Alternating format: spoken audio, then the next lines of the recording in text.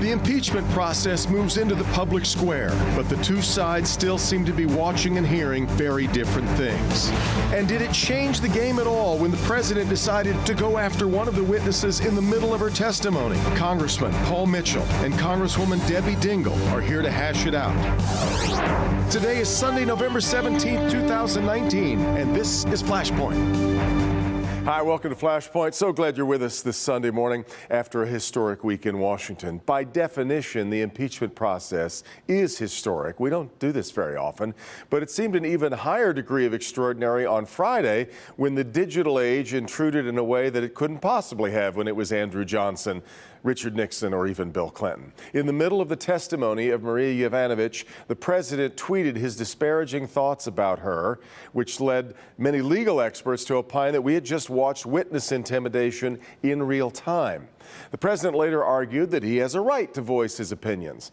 But a president demanding a right to free speech is a little like an astronaut demanding a turn on the swing set. The president has a right to hire and fire appointees, of course, but can he really argue that his is just a voice in the wilderness while sworn testimony is taking place at the United States Capitol? We're going to dig into that, what we've learned this week. As I've said time and again on this program, I'm not sure many minds are all that changeable when it comes to the president. Well, we have two minds here this morning that will actually be voting on whether Donald J. Trump should be impeached. We're going to start with Republican Paul Mitchell and Democrat Debbie Dingell. They're up first this morning on Flashpoint.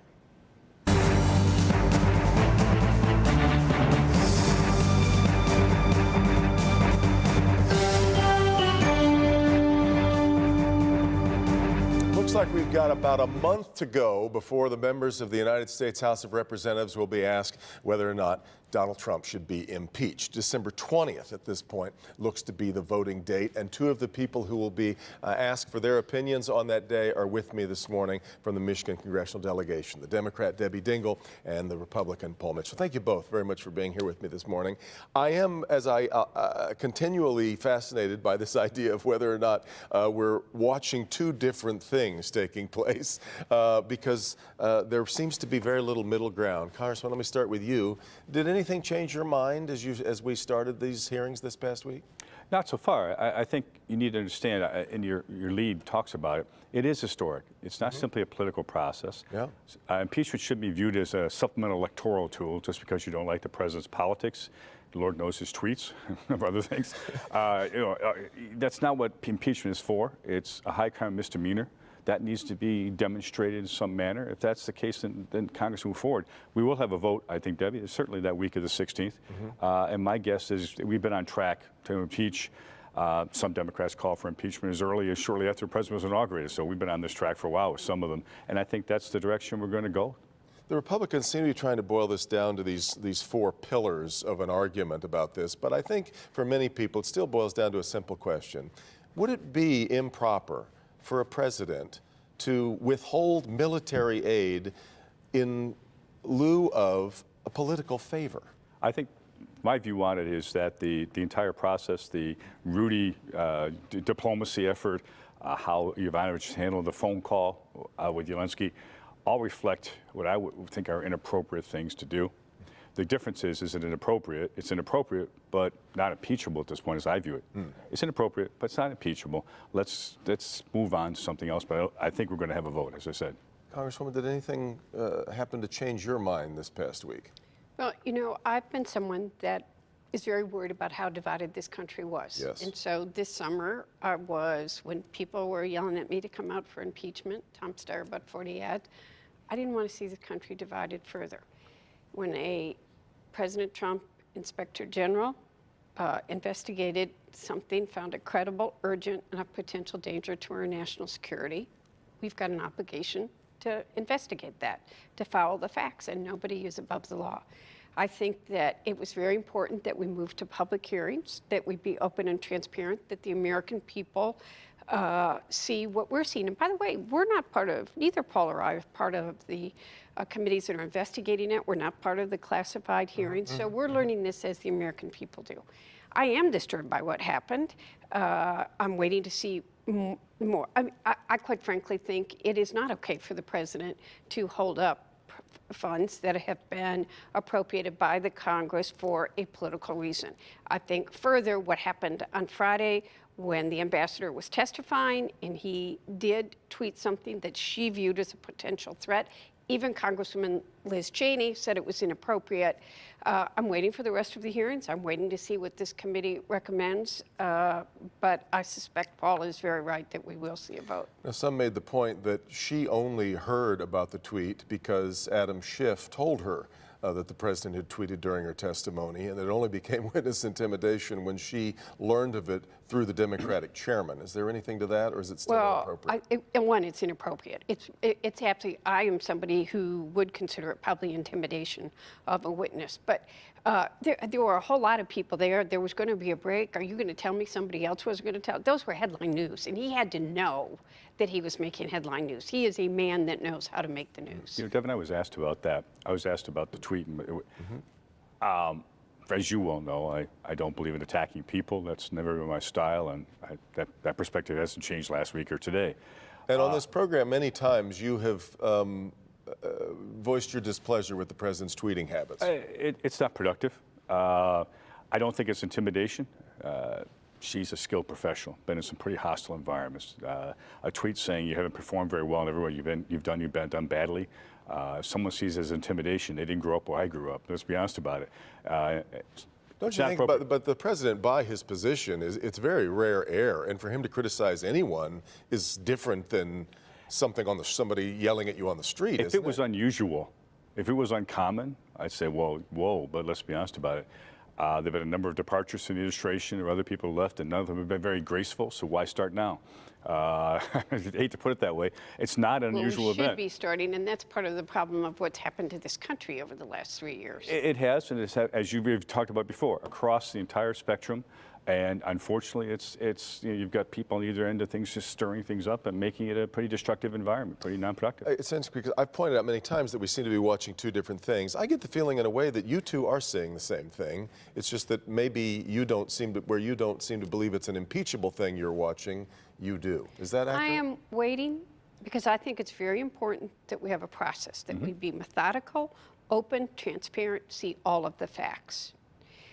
And then we got to follow the rule of the law. We got to see what the facts are. We expect we're going to get a lot this Tuesday when Ambassador Sondland is the next to testify. I do believe in due process. I believe the American people need to see what this is. So I'm not going to make or tell you what my decision is going to be until the process follows through. That's what you do in this country. So you're not a vote for impeachment yet? I have not. Even though you have said before that you felt that it was time for the impeachment inquiry. I felt it, sir, because I think we've got to investigate the facts, and the facts have to take us where we need to go, and no one's above the rule of the law.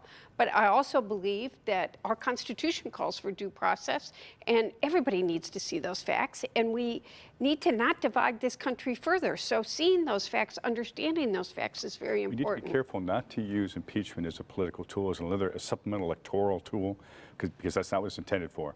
It is intended as a safety valve to remove an elected official who's done something as so immoral and so illegal as to undercut the very basis of our democracy, of our republic. It's interesting when you go back and read the writings of the founders. This is one of the things that they were. Now, we were a brand new nation, so of course the influence of foreign countries was a huge concern at the time. Yes. But this was one of their largest worries about the reach of exactly in the Federalist Papers. Also, the reach of a foreign nation into our business seemed to be one of their biggest concerns. It absolutely was one of the biggest concerns. And you heard the testimony last week with Yovanovitch. Elise Stefanik asked about the Ukraine officials, including the president at the time, had tweeted out spoke out criticizing candidate Trump at the time numerous times. And she was asked about, did you advise them that that's not appropriate, it's not acceptable to our government?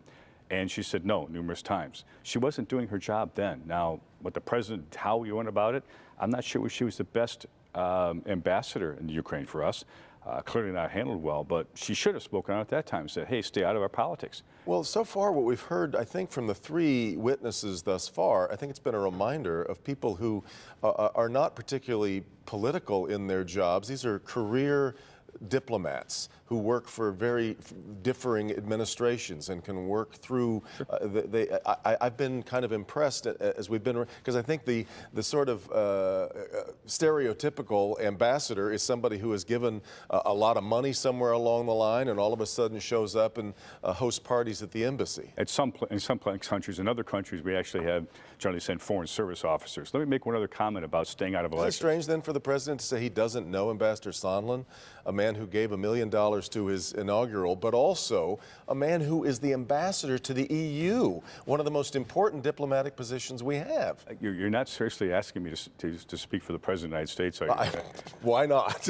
I'll give it a go. About tampering other elections, though, real quickly, because I think we've talked about it in the show before. President Obama sent, I think, 6 people of his senior staff into Israel to campaign against Netanyahu. You don't think they were making cold calls over there, do you? We also have done it, and we should not do it. Sure. We rail about other countries doing it, Russia, Ukraine. We shouldn't do it either, and times we've got an entire department that meddles in that. Understood. I'm curious as to what both of you are hearing from your constituents. A lot of the president's supporters say that we're not about doing the business of the country right now. We're so focused on all of this. I'm wondering, is this a priority, what you're hearing in your district back in Ann Arbor, Downriver, Dearborn? I'm going to answer it. There are 2 different parts to that. We are doing our business. The House of Representatives has passed 300+ bills that are waiting for action in the Senate, that the Senate has yet to take up. And this week we're going to be passing out a PFAS legislation out of our committee. It's a lot of things that matter to the people of Michigan. President and all of us have said we need to do something about lowering the cost of prescription drugs.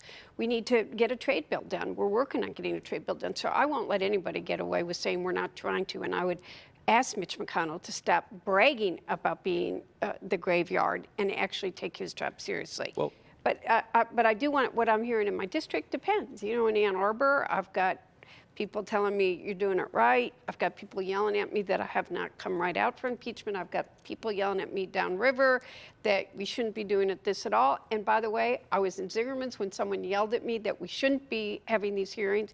And I was in a hunting place where you might not have expected someone.